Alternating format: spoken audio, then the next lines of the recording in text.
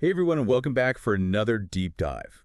Today we're taking a closer look at one of the most intriguing claims from Robert Lazar's story, that 7.46 hertz gravity B wave frequency that he claims the Earth emits. Now we know Lazar's whole story is uh, pretty wild, right? Area 51, alien spacecraft, the whole 9 yards.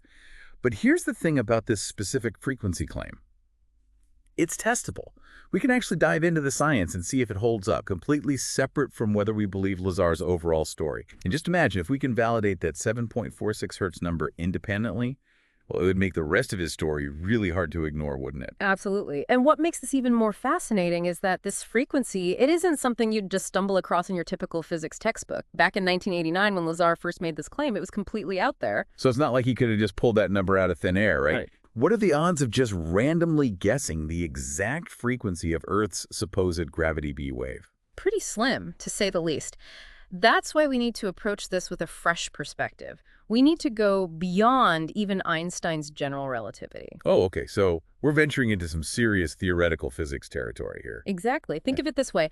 General relativity, while revolutionary, it kind of struggles to explain things at the quantum level, that super tiny world of particles and energy. So we need a different lens to look through, a new set of tools to even begin to understand how gravity might work at that fundamental level. Precisely. One way to approach this is through something called the polarizable vacuum model, or PV model for short. Okay, PV model. Imagine space-time not just as this curved sheet that we often see, visualized, but more like a giant cosmic lens. Like a magnifying glass. Kind of, just like a lens can bend light, the PV model suggests that matter can actually warp and change the, you could say, density of space-time itself. And that's what creates those gravitational effects. So the more massive an object, the stronger its gravitational lens, so to speak, Right. bending space-time around it. You got it. It's a really fascinating way to visualize gravity. It is. And is this where Lazar's frequency claim comes into play? It is, but to get there, we need to introduce another piece of the puzzle, the electrogravimagnetic construct, or EGM. Okay, now we're really going down the rabbit hole. What's EGM all about? Think of EGM as a way to zoom in on that cosmic lens, to look at it on a quantum scale. It suggests that even seemingly empty space, what we call the quantum vacuum, is actually buzzing with virtual particle pairs. Those tiny particles that pop in and out of existence. Exactly. And EGM says that the energy of these virtual particles is affected by the presence of matter, like planets and stars. Creating those gravitational lenses we were talking about. Precisely. Now, here's where things get really interesting, even mind-bending. EGM suggests that mass and energy, they can actually be represented as a spectrum of electromagnetic frequencies. Hold on. You're saying we could think of gravity, mass, all that in terms of frequencies, like sound waves or radio waves? In a way, yes. It's like breaking down white light into a rainbow. But instead of colors, we get a spectrum of frequencies that describe gravity. Okay, my brain's doing backflips right now. I know, it's a lot to take in. But stick with me, because this is how we start to connect the dots with Lazar's 7.46 hertz. All right, I'm all ears.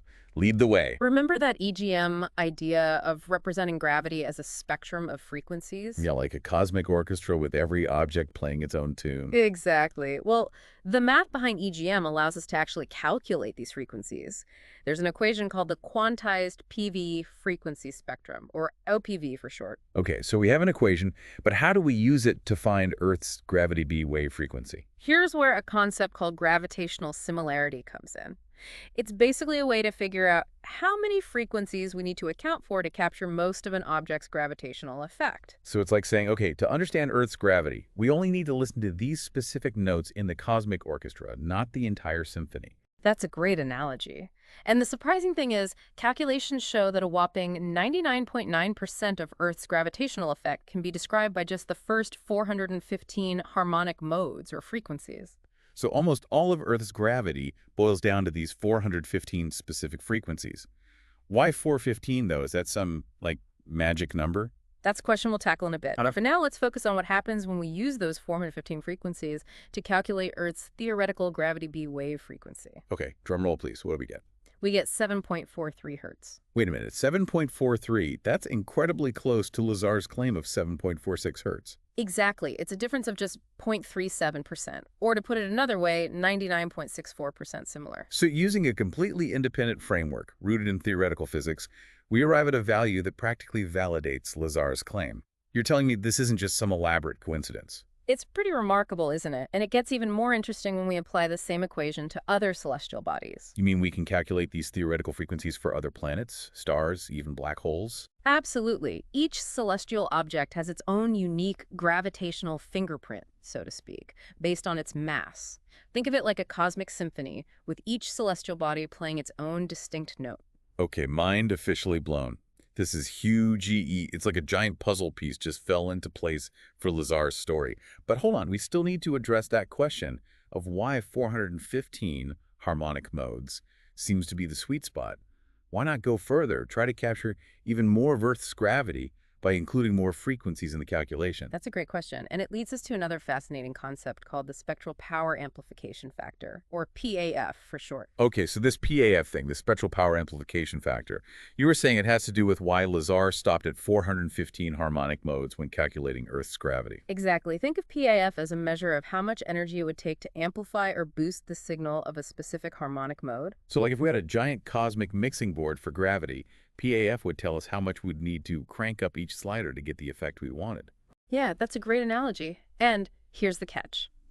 As we go higher and higher up in those harmonic modes, the energy cost to amplify the signal, it grows exponentially. So it's like, I don't know, pushing a boulder uphill. The higher you go, the more effort it takes. And you start to see less and less progress for all that work. Exactly, diminishing returns. And what the math shows is that 415 harmonic modes, it's like that sweet spot on the hill where you get the most impact for your effort. So Lazar wasn't just picking some random number out of a hat. It seems like there's a real scientific reason why 415 is that optimal point for manipulating gravity efficiently. Precisely. And this ties back to Lazar's claim that the craft he supposedly worked on, it wasn't about completely negating gravity. It was about manipulating it in a controlled and efficient way. So it was more like a finely tuned instrument than a brute force approach. Exactly. It seems that 415, that's the engineering solution that balances effectiveness with energy consumption. Okay, that makes sense. Now, we've talked a lot about gravity B waves, but Lazar also mentioned something called gravity A waves. What are those? How do they fit into all of this? That's where things get really interesting. Lazar claimed that gravity A waves, those are what could provide the immense power needed to actually amplify those specific harmonic modes we've been talking about, and actually manipulate gravity on a significant scale. So gravity A waves would be like the power source, the energy behind actually making things move with gravity. That's how he described it, yes. And he went even further, suggesting that this gravity A wave, it's connected to element 115, the exotic element that supposedly powered the alien craft. Wait a minute, are we talking about harnessing the power of an unknown element to amplify these gravitational frequencies and potentially control gravity itself? This is sounding more and more like science fiction. I know, it's really pushing the boundaries of what we currently understand. But even if we just set aside element 115 for a moment, the concept of a gravity wave, something capable of manipulating these gravitational frequencies, it's absolutely fascinating and worth exploring further. Okay, yeah, I'm definitely intrigued. So let's just recap for a second. We've independently validated Lazar's gravity B wave frequency for Earth using established physics. We've explored this concept of PAF and why 415 harmonic modes is optimal for manipulating gravity. And we've even touched on this mind-blowing possibility of gravity A waves. All of this stemming from a story that many people dismiss as pure science fiction. It's a good reminder that sometimes the line between science fiction and reality, it can be blurrier than we think. So where do we go from here? How do we separate the plausible from the purely speculative in all of this? That's the challenge, isn't it? And that's exactly what we'll delve into next, exploring what this all means for the rest of Lazar's story and for our understanding of the universe. Okay, I'm ready to keep diving in. Let's do it. All right, so we've really gone deep into the science behind Lazar's gravity B wave claim.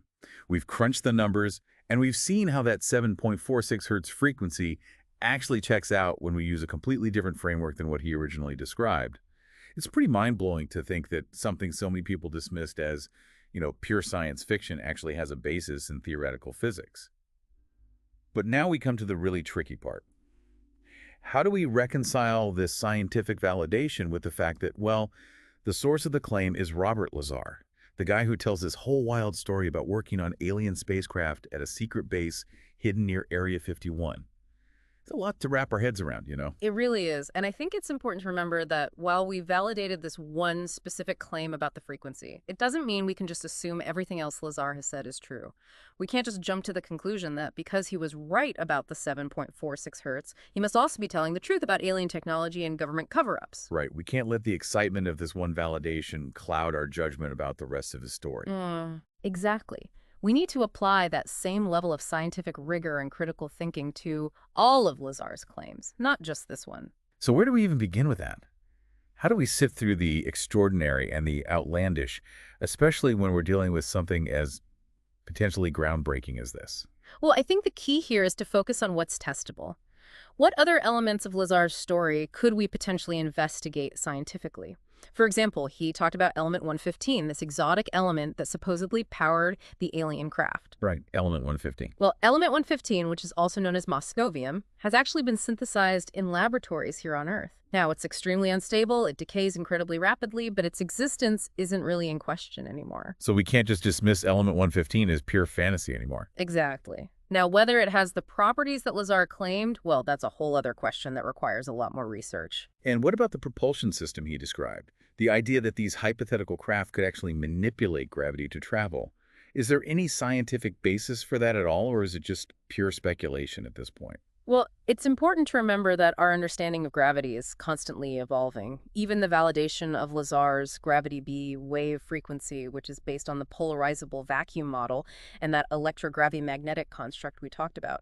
These models suggest that gravity could potentially be influenced by electromagnetic fields, which opens up some really interesting possibilities. So you're saying the science isn't necessarily ruling out what Lazar described, even if we're nowhere near being able to replicate it ourselves. Exactly. We're still in the very early stages of understanding these concepts, but the potential is definitely there. This whole deep dive has been a whirlwind, really, taking us from UFOs to quantum physics and back again. We started with a healthy dose of skepticism, we explored the science as best we could, and I think we've arrived at a place of, cautious optimism, recognizing that there's still so much we don't know about the universe and how it all works. Yeah, I think that's a great way to put it. This is really just the beginning of a much larger journey. The validation of Lazar's gravity B wave frequency, it's like opening a door to a whole new realm of scientific exploration. It's a call to action for scientists, researchers, and anyone who's curious about these big questions to really dive in, ask those tough questions, and push the boundaries of what we think is possible. And who knows what incredible discoveries might be waiting for us on the other side of that door. Maybe someday what we consider science fiction today will become the science fact of tomorrow. For now, we'll leave you with that thought. Keep questioning, keep exploring, and never stop searching for the truth out there. This is The Deep Dive, signing off.